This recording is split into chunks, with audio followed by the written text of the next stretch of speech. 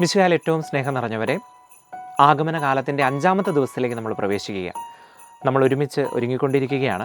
ഉൽപ്പത്തിയുടെ പുസ്തകം 3-ാം അധ്യായം 15-ാം വാക്യം. നീയും സ്ത്രീയും തമ്മിലും നിന്റെ സന്തതിയും അവളുടെ സന്തതിയും തമ്മിലും ഞാൻ ശത്രുത ഉളവാക്കും. രക്ഷകനെക്കുറിച്ചുള്ള ആദ്യത്തെ പിതാവായ ദൈവത്തിൻ്റെ വാഗ്ദാനം നമ്മൾ കാണുന്നത് ഇവിടെയാണ്. കൃത്യമായി കർത്താവ് പറയുക, ഞാൻ നിന്നെ രക്ഷിക്കും, നിന്നെ എൻ്റെ സ്വന്തമാക്കും. എഫ്രൈം, നീ എൻ്റെ വത്സലപുത്രനാണ്, ഞാൻ നിന്നെ ഒരിക്കലും കൈവിടുകയില്ല. വാഗ്ദാനങ്ങളുടെ പൂർത്തീകരണമാണ് ക്രിസ്തുമസ് ദിനത്തിൽ നാം കാണുക.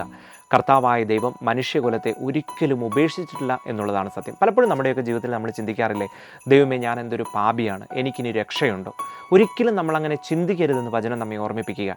നിരാശ എന്നത് പരിശുദ്ധാത്മാവിനെതിരായ പാപം കൂടിയാണ്. ഏത് പാപാവസ്ഥയിലാണെങ്കിലും അനുദപിച്ച് തിരിച്ചു വരാൻ തയ്യാറാണെങ്കിൽ ദൈവം നിന്നെ രക്ഷിക്കും. നമുക്ക് ഒരുമിച്ച് പ്രാർത്ഥിക്കാം.